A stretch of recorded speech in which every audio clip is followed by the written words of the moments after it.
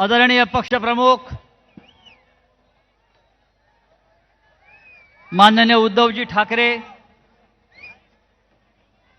सर्व मान्यवर नेते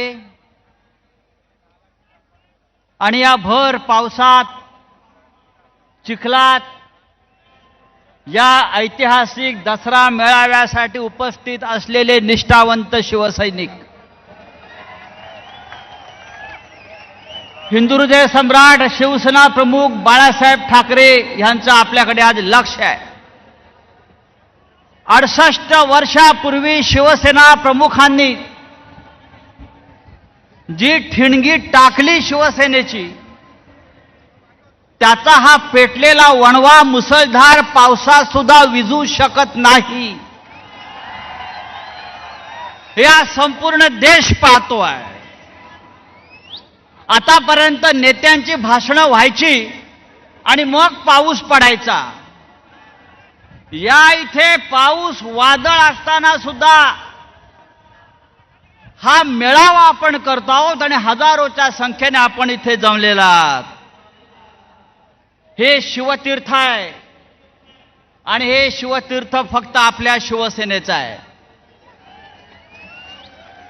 या शिवतीर्थाच्या पलीकडे आणखी एक शिवतीर्थ आहे, ते सुद्धा आपलंच मानायला पाहिजे.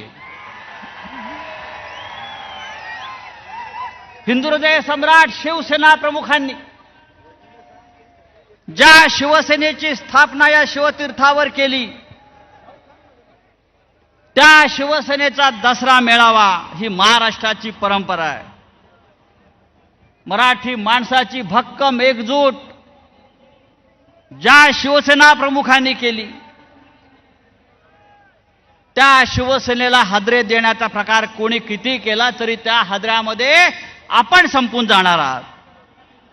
आज मला अनेकांनी प्रश्न विचारले, अनेकांनी शंका उपस्थित केल्या.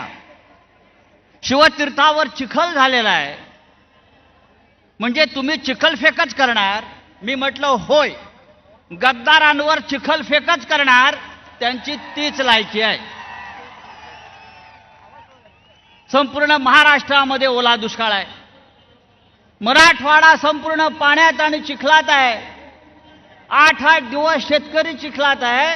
आपण 2 तास पाण्यात आणि चिखलात ही सभा घेतली तर आपल्याला वाईट वाटण्याचं कारण नाही. महाराष्ट्रात ओला दुष्काळ असेल तर हा आमचा ओला दसरा मेळावा आहे. मित्रांनो, रावणाचा आज अंत करायचा आहे. नेहमी रावणाचं दहन होतं. आता या पावसामध्ये रावणाचं दहन कसं करायचं? रावणाला जाळायचं की रावणाला बुडवायचा, हा विचार करावा लागेल. या मुंबईमध्ये पाऊस आहे, या मुंबईमध्ये रावणाला बुडवायचा आणि दिल्लीतल्या रावणाला जाळायचा. माननीय उद्धव साहेबांनी शस्त्रपूजा केलेली आहे.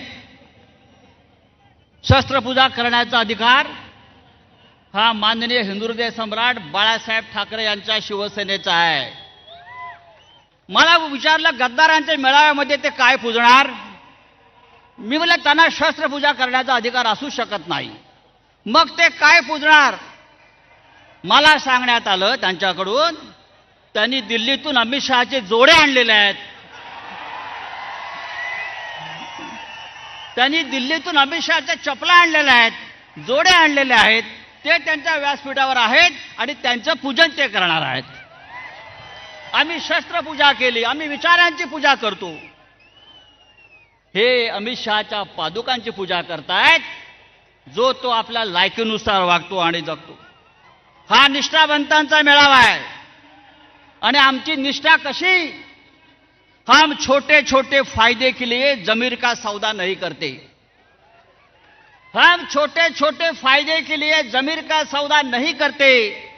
हमारी खून की आखिरी बूंद उद्धव जी आपके दामन पर होगी, आपके दामन पर होगी. हे सरकार, महाराष्ट्राचं आणि देशाचं सरकार, हे होट चोरीतून आलेलं सरकार आहे. त्याच्यावरती उद्धवजी बोलतील. महाराष्ट्रामध्ये होट चोरी, लोकसभेला होट चोरी, शिवसेनेची चोरी, धनुष्यबाणाची चोरी, शरद पवारांच्या घड्याळाची चोरी, मला सांगितलं हे एवढे चोर आहेत, मुंबईतल्या चोर बाजाराचं नाव आता मोदी बाजार करा. बरोबर ना? मुंबईच्या चोर बाजाराचं नाव मोदी बाजार करा. एवढ्या चोऱ्या ह्या लोकांनी केलेल्या आहेत.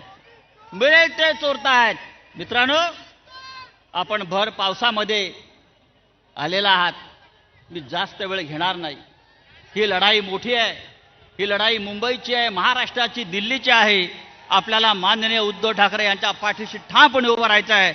मी तूर्त आपलं इतकंच सांगतो आणि पुन्हा आपली रजा घेतो. जय हिंद, जय महाराष्ट्र.